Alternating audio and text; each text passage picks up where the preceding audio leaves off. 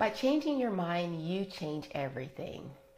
Good morning and welcome to Transform Your Life in 15 Minutes. My name is McAdams. I'm an author. I'm also an accounting professor and a certified life coach. I specialize in personal and small business finance and also fitness. I help people reach their goals. And I want to welcome you to this morning's segment of Transform Your Life in 15 Minutes. This is where we're doing 5-minute exercises, one each for the mind, the body, and also the soul. Now, for this mind portion, I want you to know two things. Number one, this is going to be a short lesson. It's going to be about 5 minutes for you to learn, but it's going to take a lifetime for you to master. And then the second thing I want you to know is this. I'm not here to teach you anything. I'm just here to help you unlock what's already within inside of you. Now, we are this month doing a book by Kim Coles. It's called Open Your Gifts. And remember, GIFTS is an acronym. It stands for gratitude, intention, forgiveness, triumphs, and also self-love. So yesterday's lesson was based about changing your perception. Well, this one is about changing your mind. It's basically a spin-off of yesterday's lesson. All right, so I want you to understand this. What is the first thing to do with change? All right, what's the first step when it comes to taking with change? It's about being aware, right? You have to be aware of something before you can change it. So this lesson is going to be all about awareness. All right, so I want to ask you this question. Do you ever wonder why that you can take like 3 different people and they can witness the same event or have the same experience and then come away with 3 different, like totally different either results or experiences or whatever? Like, doesn't that like baffle you? Like, don't you ever wonder why? Like 3 different people. And again, I just put 3, but you can put 5 people, 10 people. It's like you have a crowd of people and they're all witnessing the same event, but they're coming out with different experiences. Do you ever wonder why? Well, today I'm going to explain to you why. And it's going to be because of this. I got a little diagram for you. Now, I want you to understand this. On any given second, we are bombarded with over 2 million bits of information, okay? 2 million bits of information. And I want you to understand this. Like, this is my little diagram here. And this information is based upon our 5 senses. So, you know, what we're seeing, what we're smelling, what we're touching, what we're tasting, and what we're smelling. Did I say all of them? Seeing, touch, taste, touch, smell? Yeah, I think I got them all in there. But basically, it's based upon your 5 senses. All right, so again, any given second, we are bombarded with over 2 million bits of information. But of that 2 million bits of information, guess what? Our brain can only process 128 bits of information. 128 bits of that 2 million. So you may be wondering, well, how does our brain, like what happens? How does our brain process that 128 bits of information? Well, got another diagram for you. Now, don't laugh at this one. I know this one looks like an 80 guy from the 80s with a headband, but really this headband is really the filter. So again, we're bombarded like by what we're seeing, we're smelling, we're tasting, we're touching, we're hearing. I think that was the last one. I forgot what's the hearing. But we're bombarded with over 2 million bits of information on any given second. And then we filter this information right here. And this filtering is basically we're going to either ignore it, we're going to delete it, or we're going to generalize it, okay? So what you're seeing here is like these little dots represents the 2 million bits of information that's being filtered. And notice that only a few is actually getting processed. So this would be like the 2 million, and then this would be like the 128 bits of information that gets to our brain. So that's why, again, when you're in a crowd of people, everyone can be witnessing the same event, but they come away with different experiences because it's based upon their values, their attitudes, their personality. And these are all the things I've been talking about. And get this, if you've been following me for a while, you understand this. A lot of that stuff that we were programmed, and I could say programmed, and I say that for real, like we were programmed when we were a child. So in other words, all those values, those beliefs, and those attitudes, majority of those were programmed when we were just a small child between the ages of, let's say, 0 and maybe 9 years old. When our, and this is based upon, again, our parents, our religion, schools, the environment. Okay, so that's still within us. And so as we grow up, of course, we get more things that are being input into us. And then so when we're trying to filter out that information, it's based upon our experiences, our memories. And again, that's why we can, 2 or 3 people, it can just be 2 people, really. I mean, 2 or more can look at the same event and come away with a different experiences because of their filter. Each person has their own filter. Now, I want you to think about this. If you are, let's say you take a person that's wired, and I say you because it can be you as well. If you were wired or trained to believe that money is the root of all evil or that money is hard to come by, then guess what? That 128 bits of information is going to be filtered. That 2 million bits of information is going to be filtered, and you're only going to process that 128 bits that's going to actually solidify what it is that you believe. So in other words, remember, we talked about the reason why you see, what you see is because of what you believe. So that 128 bits of information is going to actually solidify what your beliefs are. So if you believe money is hard to come by, then 128 bits of information, you're only going to see that it's hard for you to come by money. Or if you take another person that's totally convinced that, oh, money is easy, there's all types of opportunity, well, then that person's 128 bits of information is going to be displayed so that they see opportunities in abundance all around. Now, mind you, these are two different people. From the same planet. It can be from the same environment, from the same reality, but they have different experiences based upon their filter. So I want you to understand that what you see is what you believe. And that's why if you change your mind, you can actually change everything. So one of the things that we talked about yesterday was gratitude. Okay, so this is a simple way to help change your mind. Because remember, the first step is awareness. And now you start thinking about, well, now that I'm aware, how can I do something about it? Well, one simple way is about gratitude. Okay, because gratitude, feelings of gratitude has been scientifically shown that it actually activates a part in our brain, our neural part of our brain that produces dopamine.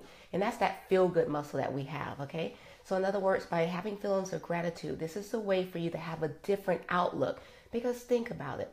Let's say that you're going through a negative circumstance. And let's say, for example, you're going through divorce.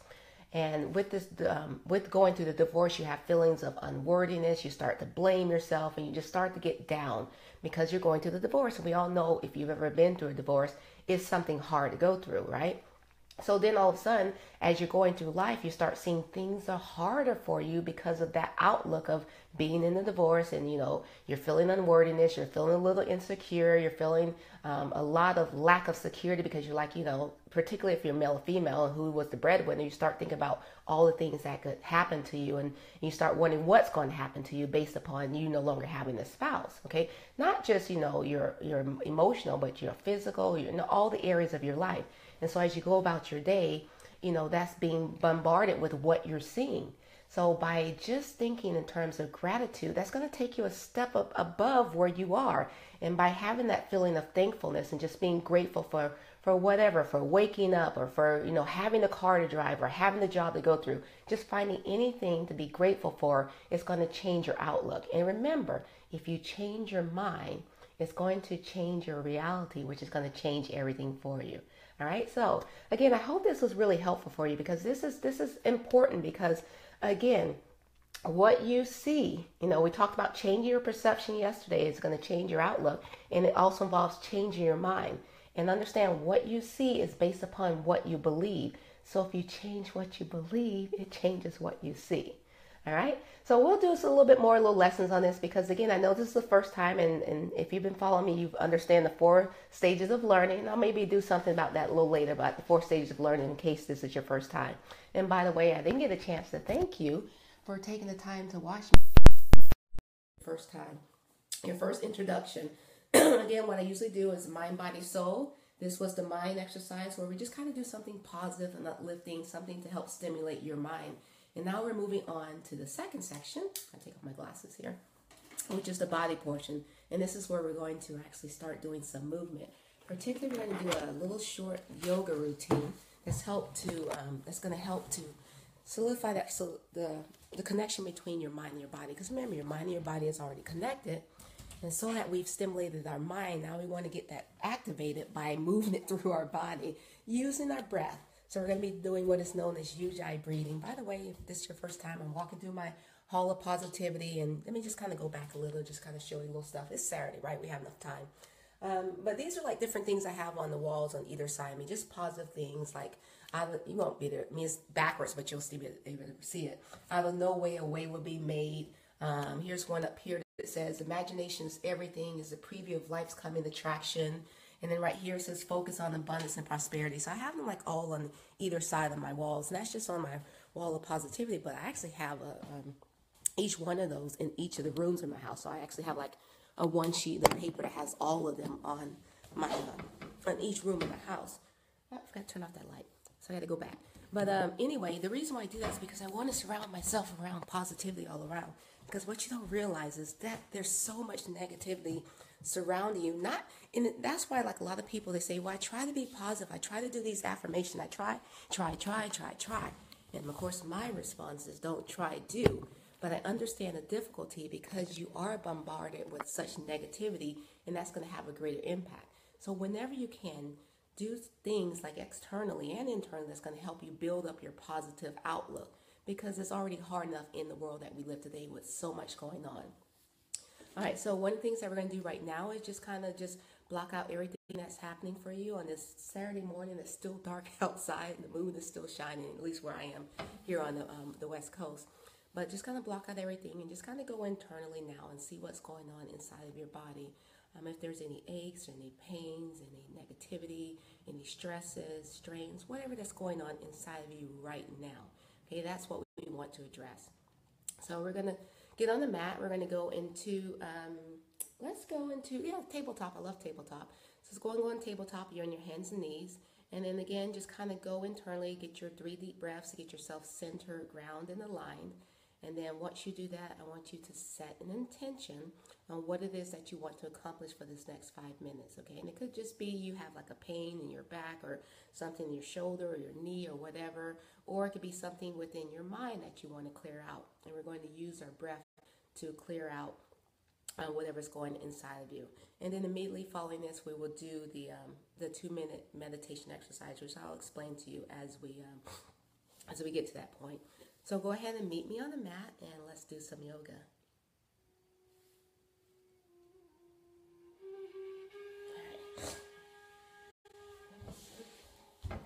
Sniffly.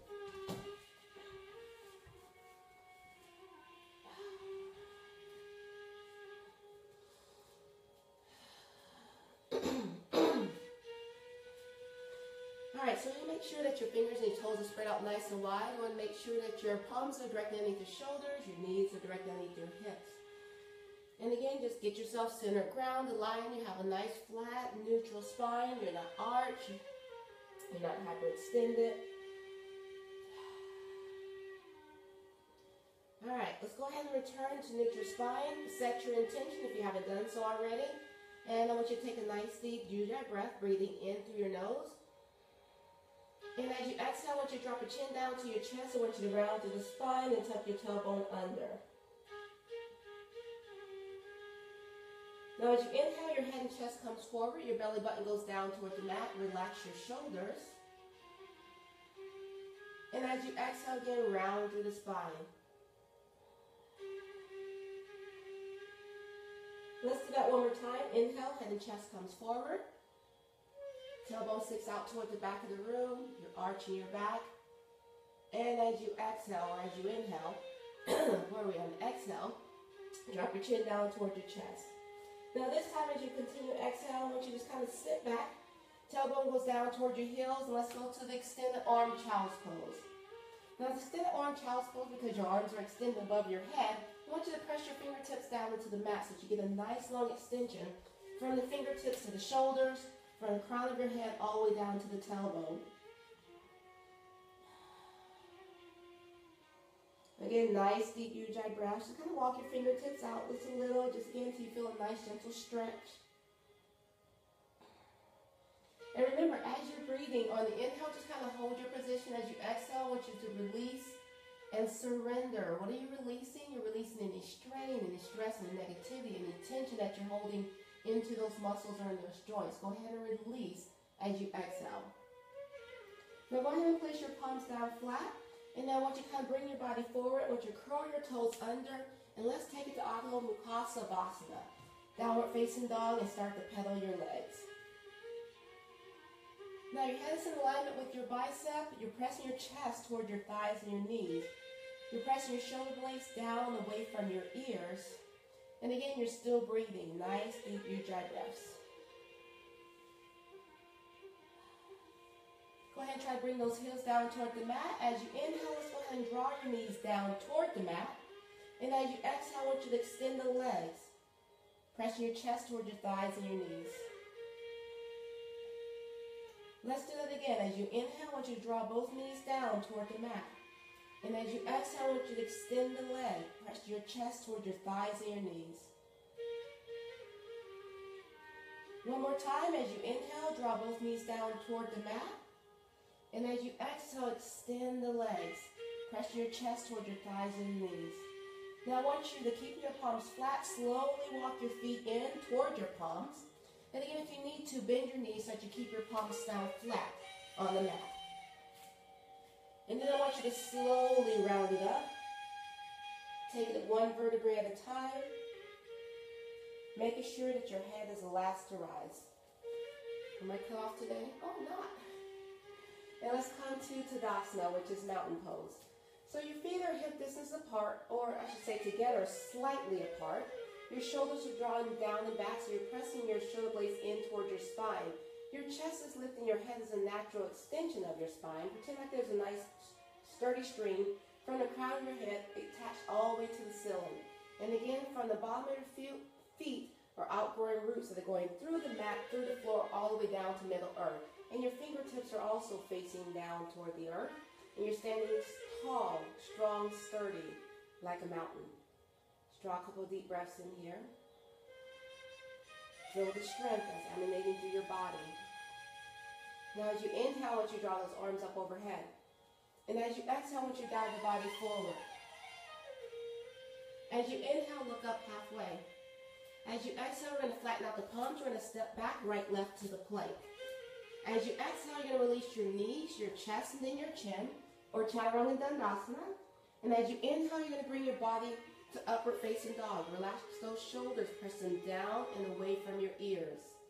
And then as you exhale, you're going to curl your toes under. Take it off from Mukha Savasana, downward facing dog.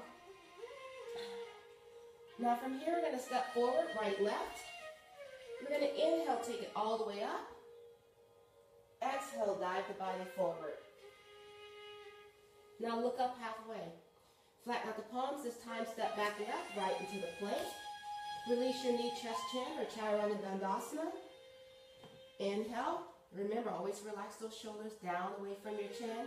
And then as you exhale, curl those toes under. The downward facing dog. Now step forward, left, right. Inhale, take it all the way up. Arch back for me.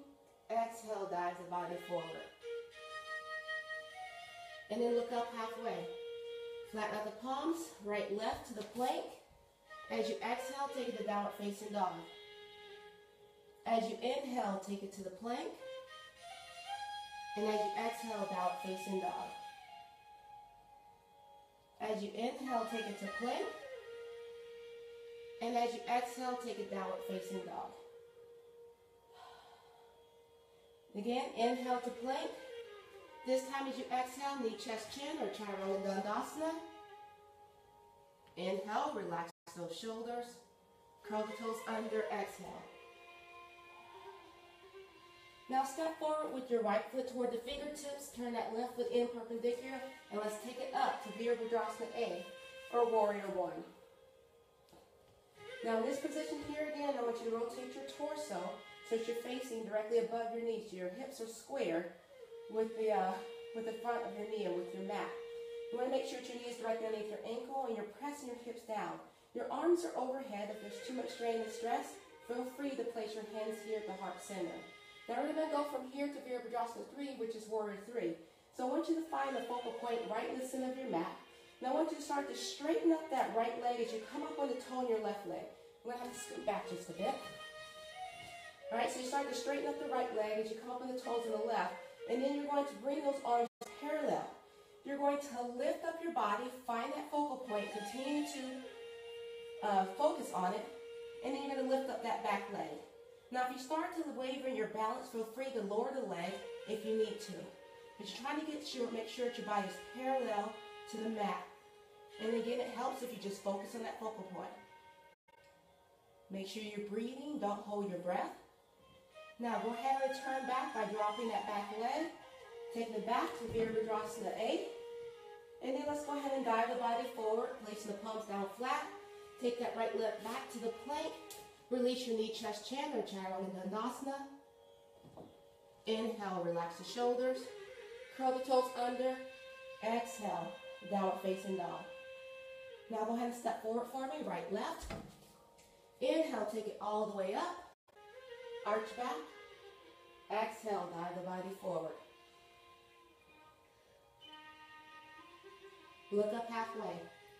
Flatten out the palms. This time, it's left, right to the plank. Exhale, downward facing dog. Inhale. And exhale. Inhale.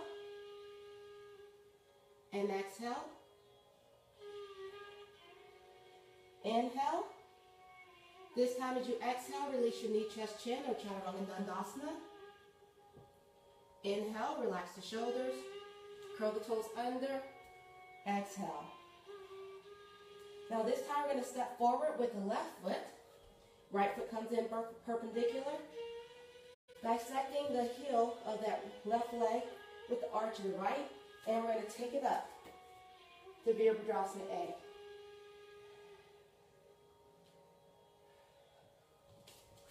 Step back here. All right, find that focal point. Go ahead and release those arms so that they're parallel. As you start to straighten out the left leg, you're going to come up on the right leg, and then you're going to push your body off. I'm a little short here, so I'm going to do a modification by taking my arms back.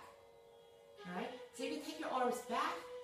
This makes it a little easier. You can also go to the side or to the front. Again, make sure you're breathing. Up. Take it down. Take it back up. And then go ahead and dive the body forward. Place the palms flat. Leg goes back. Knee, chest, chin, or chaturanga dandasana. Inhale, relax the shoulders. Curl the toes under. Exhale. Now slowly start to walk your feet in. Forward fold in Uttanasana. And then slowly go ahead and take it all the way up. And exhale, dive the body forward. This time we're placing the palms flat. And we're walking our feet out toward the edges of the mat. And as you exhale, draw your tailbone down toward the mat. Again, using your elbows and the triceps to push out on those inner thighs. Bring the palms together at heart center. Bow your head down. We're in Malasana, and you're going to give some gratitude.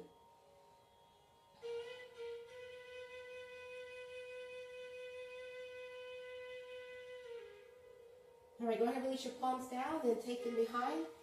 As you slowly start to transition yourself into a nice, comfortable seated position facing front, making sure that you're on your sits bones and off the fleshy part of your bottom. Sitting up nice and tall, shoulders are drawn down and back, chest is lifted. Again, head is always a natural extension of the spine. So we inhale, we take the arms all the way up toward the sky. And as we exhale, we're going to release the fingertips down toward the mat. Do that again, nice deep breath. Inhaling. And then exhaling. One more time. Nice deep breath as we bring in all that positive energy. Clasp them together in our palms. Bring our palms together at the heart center. Add your bow as we say, Namaste. All right, thank you for taking the time to practice yoga with me. This brings us now to the third and final section, where we're going to be doing a 2-minute exercise designed to help you meditate. In particular, the focus is going to be on your breath.